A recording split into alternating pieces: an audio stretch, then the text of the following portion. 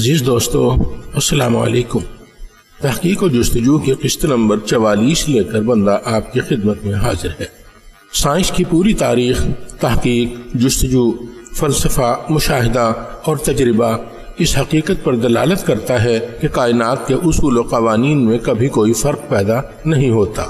آخر کیوں؟ صرف اس لیے کہ خالق کائنات وحدہ لا شریک ہے، اس کے کاموں میں دخل اندازی کرنے والا کوئی ہے ہی نہیں، اس کا کوئی ہمسر ہے ہی نہیں جو کائنات کے اصول و ضوابط میں مداخلت کار ہو۔ کائنات میں پھیلے ہوئے تمام سیارے، ستارے، کہکشائیں اور کہکشاؤں کے مجموعے ایک ہی مجموعہ قوانین کے تحت کام کر رہے ہیں۔ کائنات کے کسی بھی خطے میں اس مجموعہ قوانین میں تبدیلی نہیں آتی۔ برس ہا برس پہلے ارسطو نے کہا تھا کہ کائنات میں رائج قوانین دریافت کیے جا سکتے ہیں۔ اس کے مدتوں بعد ایک نامور سائنسدان آئنسٹائن نے کہا کہ کائنات میں یقیناً کوئی نہ کوئی مجموعہ قوانین ضرور موجود ہے جس کو دریافت کرنا سائنسدانوں کا کام ہے۔ وقت نے ثابت کر دیا ہے کہ کائنات میں بے شک ایک مجموعہ قوانین موجود ہے اور اس مجموعہ قوانین کا کچھ حصہ دریافت بھی ہو چکا ہے۔ کتنی بڑی غلطی اور غیر سنجیدگی کا ارتکاب ہے یہ کہنا کہ کائنات اتفاقات کا مجموعہ ہے۔ یہ کیسے ممکن ہے کہ کوئی اصول، کوئی قانون، کوئی ضابطہ اتفاقاً ہی تشکیل پا جائے؟ کائنات پر اتفاق کی عملداری کو البرٹ آئنسٹائن جیسے عظیم ترین سائنسدان نے بھی کبھی تسلیم نہیں کیا تھا۔ کائنات پر اتفاق کی عملداری کے نظریہ پر رد عمل کا اظہار کرتے ہوئے آئنسٹائن نے کہا تھا کہ خدا چوسر نہیں کھیلتا۔ یہ ایک عظیم ترین سائنسدان کا عظیم ترین خراج تحسین ہے خالق کائنات کے حضور۔ یہ ایک مکمل سائنسدان کا خدا کے متعلق ناقابل شکست عقیدہ تھا۔ آئنسٹائن کو پختہ یقین تھا کہ خالق کائنات کو تخلیق کرنے کے بعد اتفاقات کے انتظار میں نہیں بیٹھ رہا تھا۔ یہ آئنسٹائن کے خدا کی ذات پر مکمل یقین کا نتیجہ تھا کہ اس نے بگ بینگ اور بگ کرنچ کے درمیان رائج کائناتی اصولوں پر مبنی عمومی نظریہ اضافت سے دنیائے سائنس کو نوازا۔ جہاں تک آئنسٹائن کے اس مشہور سوال کہ آیا کائنات کی تخلیق میں خدا کے پاس انتخاب کا اختیار تھا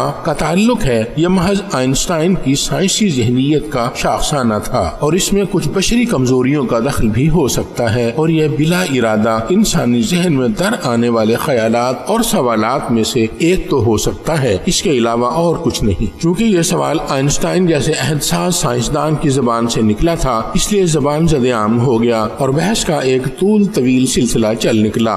اس کے برعکس آئنسٹائن ذاتی طور پر مذہبی شخصیت کا مالک اور خدا کی ذات پر مکمل یقین رکھنے والا انسان تھا۔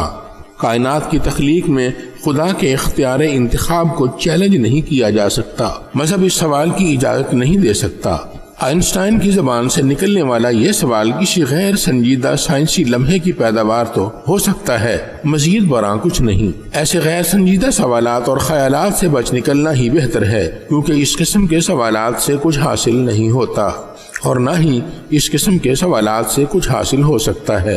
یہ بھٹکا سکتے ہیں، گمراہ کر سکتے ہیں، کوئی فائدہ نہیں پہنچا سکتے۔ سائنس بھی اس سوال کے جواب میں کندھے اچکانے کے علاوہ اور کچھ نہیں کر سکتی۔ اس سوال کو کسی تجربے کی کسوٹی پر نہیں پرکھا جا سکتا۔ یہ محض گمراہی ہے، تاریک اور اندھیرا راستہ ہے جو بند گلی میں لے جا کر چھوڑ دیتا ہے جہاں کوئی پرسان حال نہیں ہوتا، تنہا اور ویران راستہ جس کا اختتام جہنم کی آگ پر ہوتا ہے۔ یہ تو سراسر یقین بالذات کا معاملہ ہے۔ یہ یقین اور عدم یقین کی بات ہے۔ خدا کی ذات پر یقین اور عقیدہ کی پختگی تخلیق کائنات میں خدا کے اختیار انتخاب پر حرف زنی نہیں کر سکتی، اور عدم یقین کی منزل دہریت و گمراہی کے سوا کچھ نہیں۔ یہ اعتبار کا معاملہ ہے اور خدا کائنات کی انتہائی معتبر ترین ہستی ہے اور اسے بے دلیل تسلیم کرنا ہی اصل حقیقت ہے۔ قرآن مجید میں ارشاد ہے، فَاعْتَبِرُوا يَا أُولِي الْأَبْصَارِ، پس اے دانش مندو یعنی بصیرت رکھنے والو، عبرت پکڑو، اعتبار کرو۔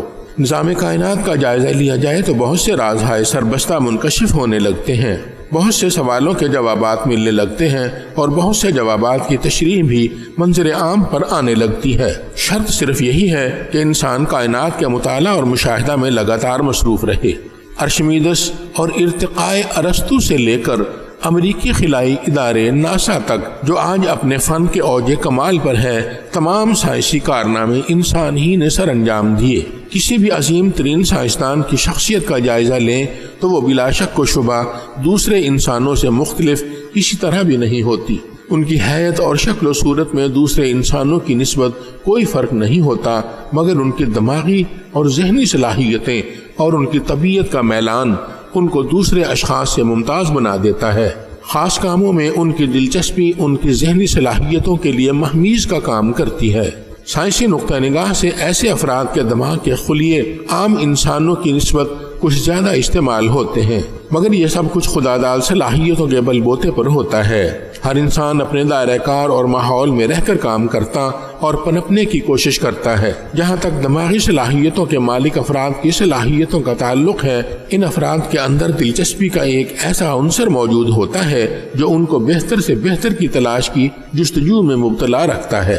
بعض اوقات ایسا بھی ہوتا ہے اگر کسی کا ماحول اس کے ذہنی میلان کے ساتھ مطابقت نہیں رکھتا تو اس شخص کو اپنے ماحول کی تبدیلی عمل میں لانا پڑتی ہے۔ اگر ایسا شخص اپنے ماحول کو تبدیل کرنے میں کامیاب نہ ہو سکے تو وہ انتشار ذہن و فکر کا شکار ہو کر پریشانی میں مبتلا ہو سکتا ہے، اور اگر یہی شخص اپنے ناپسندیدہ ماحول کو تبدیل کرنے میں کامیاب ہو جائے اور اپنے ذہن سے مطابقت رکھنے والے ماحول کو پانے اور حاصل کرنے میں بھی کامیاب ہو جائے، ترقی کی منازل طے کرنے کے مواقع میسر آنے لگتے ہیں۔ انسان کے لیے اپنے ذہنی رجحان سے ہٹ کر کام کرنا انتہائی دشوار ترین کام ہے۔ بڑے بڑے سائنسدانوں کے حالات زندگی اس طرف اشارہ کرتے ہیں کہ انہیں اپنے مقصد اور نظریہ کے لیے کام کرنے میں کتنی دشواریوں، مشکلات اور رکاوٹوں کا سامنا کرنا پڑا، لیکن وہ اپنے ذہنی رجحان کے مطابق کام کرنے سے باز نہ آ سکے۔ بہت سے مسلمان، یونانی اور یورپی مفکرین اپنے نظریات اور خیالات کی وجہ سے ارباب اختیار کے عتاب کا شکار رہے اور اپنی کاوشوں کا برملا اظہار نہ کر سکے، مگر اپنے کام سے الگ بھی نہ رہ سکے، اور یہ انہی لوگوں کی خدمات کا نتیجہ ہے کہ آج نسل انسانی ترقی کے زینوں پر کھڑی مسکرا رہی ہے۔ انسان کے اندر اس کا دماغ ایک بے حد عجیب و غریب تخلیق ہے، اور یہ خالق کائنات کی ودیعت کرتا ایک ایسی خصوصیت ہے جو تمام تخلیقات پر حاوی ہے۔ انسانی دماغ نے جو محیر العقول کارنامے سر انجام دیے ہیں، آج نسل انسانی انہی کارہائے نمایاں کے سائے میں مزید کی جستجو کر رہی ہے۔ یہ سب انسان کی کاوشوں، محنت اور لگن کا ماحصل ہے۔